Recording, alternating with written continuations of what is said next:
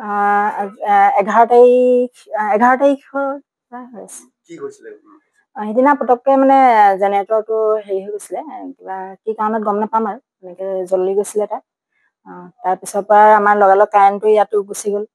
মানে যোৱাৰ পৰা ধৰক এতিয়া আকৌ কাৰেণ্ট নহ'লে এইটো ICUত নহ'ব যে, সেইকাৰণে বন্ধ কৰি থোৱা হৈছিলে। সেইদিনা আমাৰ ৰোগী প্ৰায় 6 গৰাকী মানে আছিলে। তেওঁলোকক মানে আমি আমাৰ ছাৰে গগৈ ছাৰে সেইদিনা হেৰি কৰিছিলে, ছাৰে লগালগ তেওঁলোকৰ 2জনমানক শ্বিফ্ট কৰা হৈছিলে ৱাৰ্ডলৈ। তেওঁলোক মানে এনেও শ্বিফ্ট কৰিব পৰা হৈ আছিলে, আৰু বাকী কেইজনক ডিব্ৰুগড় মেডিকেল কলেজৰ কাৰণে ৰেফাৰ কৰা হৈছিলে।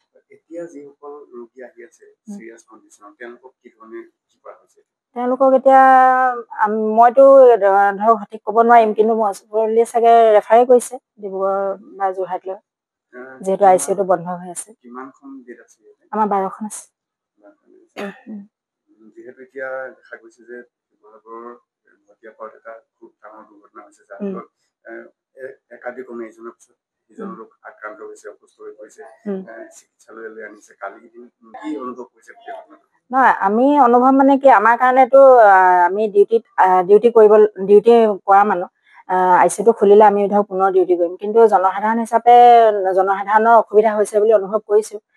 ধৰক আমাৰ যিহেতু গোটেই শিৱসাগৰৰ ভিতৰত ICU এইটোৱে, আৰু পেচেণ্টবিলাকক ৰেফাৰ কৰিবলগীয়া হৈছে, সেইটো বাবে জনসাধাৰণৰ নিশ্চয়কৈ মানে হেৰি হৈছে আৰু তেওঁলোকৰ অসুবিধা হৈছে। আমাকতো ইনষ্ট্ৰাকশ্যন মানে ধৰক ডেইলি জনোৱা নিচিনাই মানে কাম কৰি আছে তেওঁলোকৰ ফালৰ পৰা, আজিকালিৰ ভিতৰতে হৈ যাব তেনেকৈ বুলি জনাইছে। এতিয়া খালি বাকী কিমান কি হৈছে, কি প্ৰব্লেম হৈছে, ইমানখিনি কথা আমি গম নাপাম। আমাৰ চুপাৰিনটেণ্ডেণ্ট ছাৰ বা ফণীধৰ গগৈ ছাৰ তেনেকৈ তেওঁলোকে জানিব আৰু। মূলতে ইয়াতে কাৰেণ্টৰ চাপ্লাইটো আহিলে আকৌ ICU এক্টিভেট হৈ যাব। হয়। 11 তাৰিখৰ পৰা হৈ আছে। সেইদিনা পটককৈ মানে জেনেৰেটৰটো হেৰি হৈ গৈছিলে, কিবা কি কাৰণত গম নাপাম আৰু এনেকৈ জ্বলি গৈছিলে তাত। তাৰপিছৰ পৰা আমাৰ লগালগ কাৰেণ্টটো ইয়াতো গুচি গ'ল। মানে যোৱাৰ পৰা ধৰক এতিয়া আকৌ কাৰেণ্ট নহ'লে এইটো ICUত নহ'ব যে, সেইকাৰণে বন্ধ কৰি থোৱা হৈছিলে।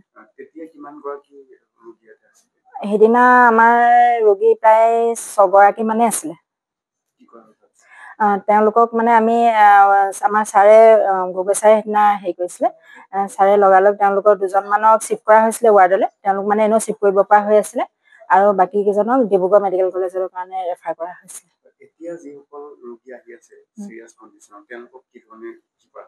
তেওঁলোকক এতিয়া মইতো ধৰক সঠিক ক'ব নোৱাৰিম, কিন্তু মজবুলি চাগে ৰেফাৰে কৰিছে ডিব্ৰুগড় বা যোৰহাটলৈ, যিহেতু ICUটো বন্ধ হৈ আছে। আমাৰ 12খন আছে।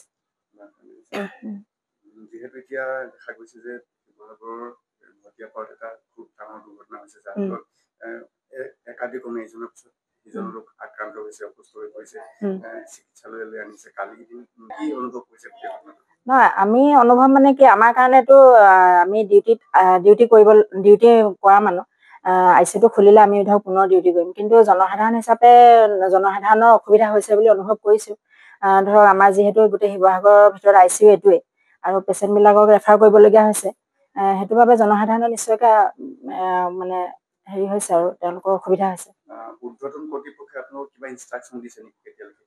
আমাকতো ইনষ্ট্ৰাকশ্যন মানে ধৰক ডেইলি জনোৱা নিচিনাই মানে কাম কৰি আছে তেওঁলোকৰ ফালৰ পৰা, আজিকালিৰ ভিতৰতে হৈ যাব তেনেকৈ বুলি জনাইছে।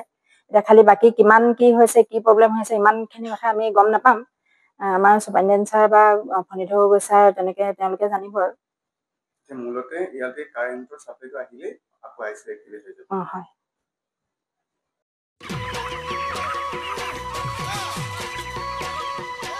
অতি কম দিনতেই একোটা এনেকুৱা হৈ যায়। মই যে বিয়মৰ দানা খুৱাওঁ, আপোনালোকেও বিয়মৰ দানা খুৱাওক আৰু কম দিনতেই অধিক মুনাফা লাভ কৰক।